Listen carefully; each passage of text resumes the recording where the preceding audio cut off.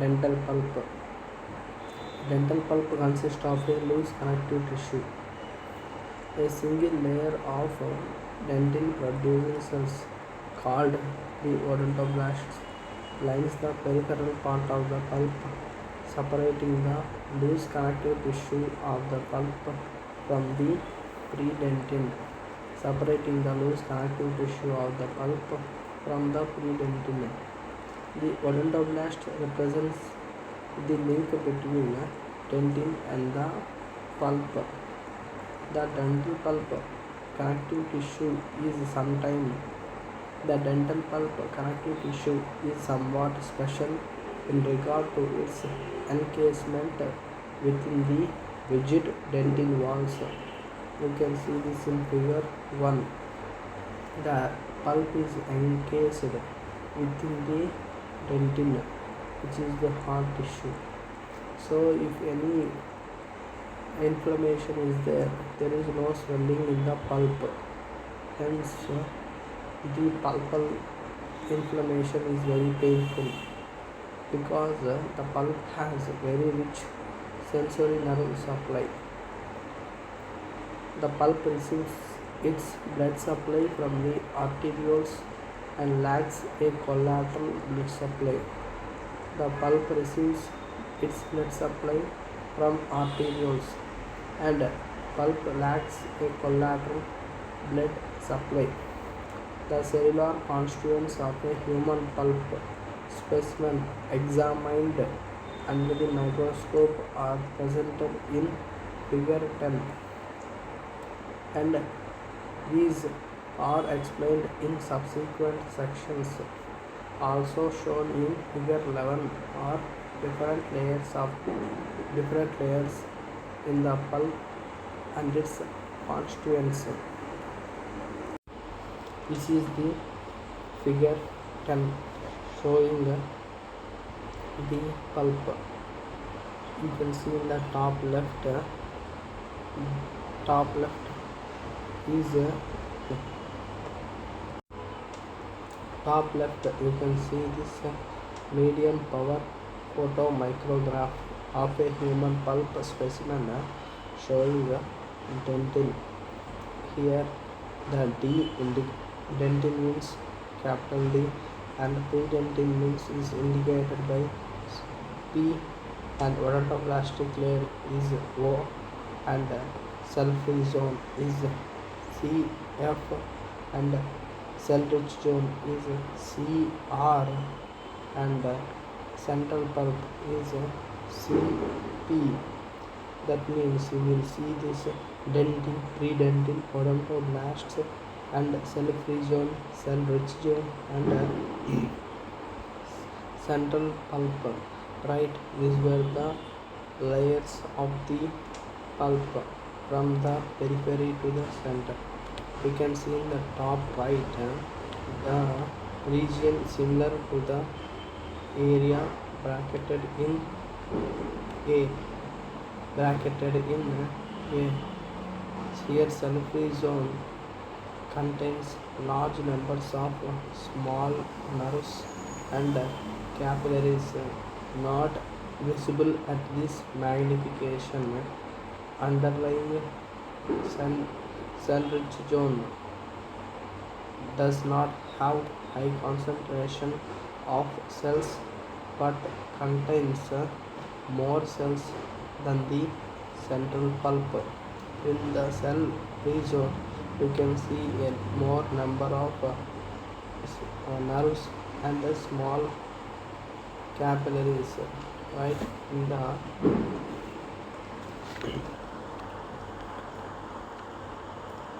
but in the cell-rich zone does not have small number of the cells in the central pulp.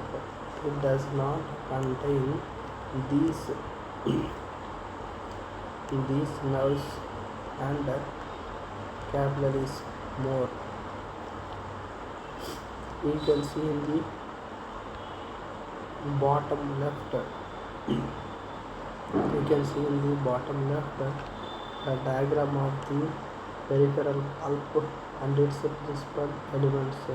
You can see there the dental.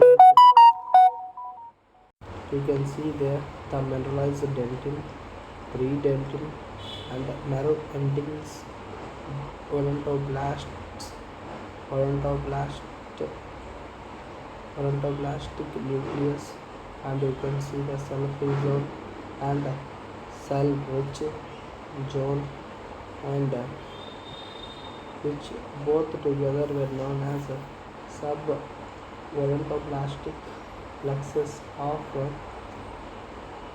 nerves and capillaries.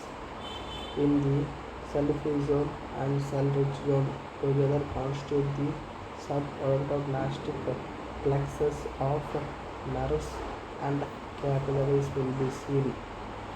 Right, you can see in the bottom left picture. Now in the middle right scanning, you can see under scanning electron micrograph of the dentin pulp junction. It is the scanning electron micrograph of the dentin pulp junction. Note corkscrew fibers between odontoblasts, which is shown with an arrow mark. You can see these corkscrew fibers between odontoblasts. Now let's talk about these different layers in the dental pulp. You can see the different layers of the dental pulp in the left side of the table and their constituents in the right side of the table. You can see first layer is from the periphery is odontoblast layer. It contains capillaries, nerve fibers, dendritic cells. What it contains? Odontoblast layer, it contains the capillaries, nerve fibers, and dendritic cells. And second layer is cell-free zone of VL. It contains plexus of Roscoe. Plexus of Roscoe is nothing but your rich network of mostly unmyelinated nerve fibers, and it also contains capillaries, fibroblast processes. Right, now in the cell-rich zone you will see the high density of fibroblasts, undifferentiated mesenchymal cells, undifferentiated mesenchymal cells. Can cells be found in the pulp proper? Can cells found in the pulp proper? And the innermost layer of pulp is pulp proper, and its constituents were blood vessels, nerve fibers, fibroblasts, undifferentiated mesenchymal cells, immunocompetent cells. Example: dendritic cells, macrophages, lymphocytes. Example: dendritic cells, macrophages, and lymphocytes. It also contains fibers and ground substance. Very important this table is. Now let's talk about the interstitial fluid. The rigid encasement allows the tissue limited possibilities to expand and keeps the extracellular fluid volume, that is blood and interstitial fluid, relatively constant. The rigid encasement allows the tissue limited possibilities to expand and keeps to expand. So it keeps the extracellular volume. That is, extracellular volume is your blood and interstitial fluid.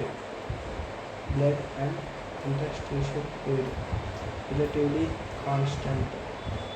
So it keeps the extracellular fluid, that is blood and the interstitial fluid, relatively constant. The extracellular fluid volume, that is blood and interstitial fluid volume.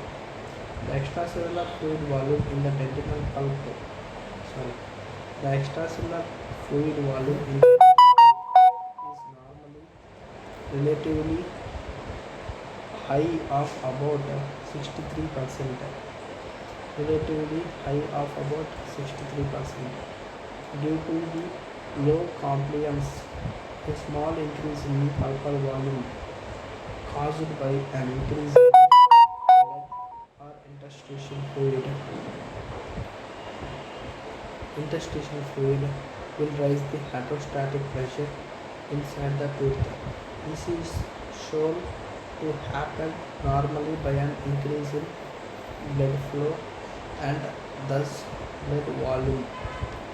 However, as long as there are no noxious stimuli that increase the vessel permeability,